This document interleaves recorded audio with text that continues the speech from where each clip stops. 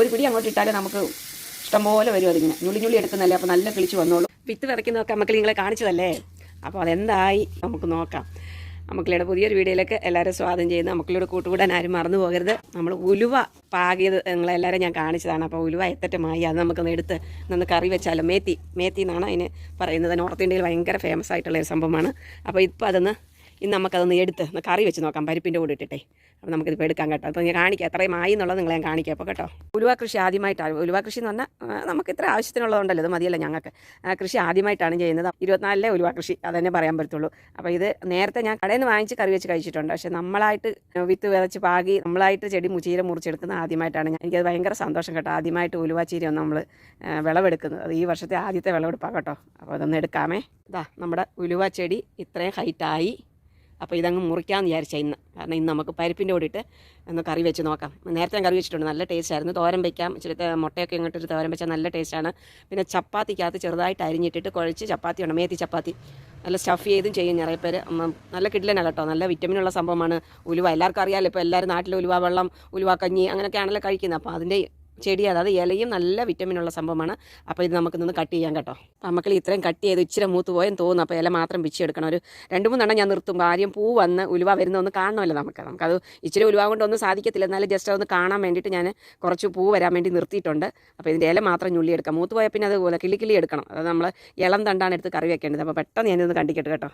വെയിൽ അങ്ങോട്ട് കണ്ടപ്പോഴത്തേക്ക് നോക്കി പന്നച്ചെടികളെല്ലാം കിളിച്ചിരിക്കുന്നു കേട്ടോ. എത്ര ഞാൻ പറിച്ച് കളയെന്നറിയാം. ഇനിയിപ്പോൾ ഒന്ന് ഇറങ്ങണം. നല്ല പുല്ലിനകത്ത് കണ്ടോ, എല്ലാം കളയാ കയറി നിൽക്കുന്നത്. ഇതെല്ലാം ഇനി പറിച്ചില്ല. ഇപ്പോൾ നമ്മുടെ കൃഷിക്കകത്തോട്ട് ഇങ്ങനെ കയറുക കണ്ട, തടി വെച്ചിട്ട് കൂടി തടിയുടെ ഇപ്പുറത്തൂടെ നിങ്ങൾ കയറുക. ഇതെല്ലാം മുറിച്ചും കളയണം, മൂടോടെ പിഴുത് കളയണം. എളുപ്പം തണ്ടാണ് എടുക്കേണ്ടത്. അപ്പോൾ കൈ കൊണ്ട് ഇങ്ങനെ ചെറുതായിട്ട് നമ്മൾ ഞുള്ളി ഇങ്ങനെ എടുത്താൽ മതി. കണ്ടോ ഇങ്ങനെ അത് പൊട്ടിക്കിളിച്ച് വന്നോളും കേട്ടോ. അല്ലാതെ ഇപ്പോൾ മല്ലിയിലൊക്കെ ആണെങ്കിൽ കിളിക്കത്തില്ല. ഇത് പൊട്ടിക്കിളിച്ചോളൂ. അപ്പോൾ നമ്മളിങ്ങനെ മണ്ട ഞുള്ളി ഇങ്ങനെ എടുത്താൽ മതി കേട്ടോ. അതൊരു നല്ല കാര്യം. നമുക്ക് കത്രിക കൊണ്ട് കണ്ടിക്കുന്നതിലും ഭേദം ഇതിങ്ങനെ മുറിച്ചിങ്ങനെ എടുക്കാം. അപ്പോൾ നമുക്ക് എളുപ്പം നോക്കി എടുക്കാമല്ലോ. ഇങ്ങനെ മുറിച്ച് നമുക്ക് എടുക്കാം. അപ്പോൾ നമ്മുടെ ഉലുവ ചീര ഇതാ നല്ല സൂപ്പറായിട്ട് വന്നിട്ടുണ്ട് കേട്ടോ. അപ്പോൾ ഇതെല്ലാം എടുത്തിട്ട് നിങ്ങളെ ഒന്നിച്ച് കാണിക്കാം. ഇത്രയും പറിച്ചിപ്പം ഞാൻ ഞുള്ളി എടുക്കണം. അല്ലാതെ നമ്മൾ സിസർ വെച്ച് കട്ടിക്കുന്നതിനെക്കാട്ടി ഞാൻ ആദ്യം അങ്ങനെ കണ്ടിച്ചു. പക്ഷേ അതിലും ബെറ്റർ നമുക്ക് ഇല മാത്രം ഞുള്ളി ഇങ്ങോട്ട് എടുത്താൽ പെട്ടെന്ന് അത് അടുത്ത് മുള കിളിച്ച് വന്നോളും. ഇനി അടുത്തടുത്ത് കിളിക്കുമല്ലോ ഇത്, അല്ലാതെ ഒരു ട്രിപ്പ് എടുക്കുന്നതല്ലല്ലോ. അപ്പോൾ ആദ്യമായിട്ട് നമ്മുടെ ഉലുവ ചീര വിളവെടുപ്പ് കഴിഞ്ഞു. അപ്പോൾ ഞാൻ എടുത്ത് എത്ര ഉണ്ടെന്ന് ഞങ്ങൾക്ക് ഒരു നേരത്തിനും മതിയല്ലോ. നമുക്ക് ഫ്രഷ് ആയിട്ടുള്ളതുകൊണ്ട് അപ്പോൾ ചെയ്യുന്നതല്ലേ നല്ല. എല്ലാ ചീരവകളും ഇപ്പോൾ ഇഷ്ടം പോലെ ഉണ്ട്. ഇത് നിൽക്കട്ടെ, പിന്നെ പറിക്കാം. അല്ലെങ്കിൽ ചപ്പാത്തി ഉണ്ടാക്കുമ്പോഴോ സാലഡ് അതിനെല്ലാത്തിനും ഇടാം. ഉലുവ എന്ത് നല്ലതാണെന്ന് എല്ലാവർക്കും അറിയാം. പിന്നെ ഞാൻ പ്രത്യേകിച്ച് പറയേണ്ടതില്ല. അതിൻ്റെ കൂടെ ഉലുവ ഇട്ട് കടു വറുക്കുന്ന സംഭവങ്ങളൊക്കെ ഉണ്ടല്ലോ. അതിനെല്ലാത്തിനും ഇതിൻ്റെ ഇല ഞുള്ളി അങ്ങോട്ട് ഇട്ടിട്ട് കടു വറുത്താൽ നല്ല മണമായിരിക്കും കേട്ടോ. ഇപ്പോൾ നമ്മൾ കരിയാപ്പിലൊക്കെ ഇടുന്ന പോലെ ഉലുവയുടെ ഇല അങ്ങോട്ട് ഇട്ട് കടു വറുത്ത് നോക്കിയാൽ നല്ല രുചി മണം കൂടും കേട്ടോ. അപ്പോൾ നിങ്ങളെല്ലാവരും ഇതൊന്ന് വീട്ടിൽ ചെറിയ ചട്ടിയിലാണെങ്കിലും ഉലുവ ഒന്ന് ഇട്ട് കിളിപ്പിച്ച് ഒന്ന് ചെയ്ത് നോക്ക്. നിങ്ങൾ ഒരു പരീക്ഷണം നടത്തി നോക്ക്, നിങ്ങൾക്ക് അപ്പം വിജയിക്കും. അടുത്ത ഇപ്പോൾ എത്രയും പറിച്ചു എന്നുള്ളത് കാണിക്കാം കേട്ടോ. അപ്പോൾ നമ്മുടെ ഉലുവ ചീര ഇത്രയും പറിച്ചു. നമുക്ക് നമ്മുടെ സ്ഥലത്ത് നമുക്ക് കൃഷികൾ എടുക്കുമ്പോൾ അതിന് എന്തൊരു സന്തോഷം എന്നറിയാം. ആ സന്തോഷത്തിനൊരു അതിരില്ല കേട്ടോ. അതാ ഉലുവയില കണ്ട എന്ത് നല്ല. ഇതിൻ്റെ പൊടി കിട്ടും വാങ്ങിക്കാൻ. ഇത് ഭയങ്കര വിലയാണ് ഉലുവ പൊടിക്ക്. മേത്തി പൗഡർ എന്ന് പറയുക. അതൊക്കെ ഇവിടെയൊക്കെ എല്ലാവരും സർവ്വസാധാരണ അത് ഉപയോഗിക്കുന്നതാണ്, മേത്തി പൗഡർ എല്ലാവരും. അത് നോർത്ത് ഇന്ത്യയിൽ എസ്പെഷ്യലി.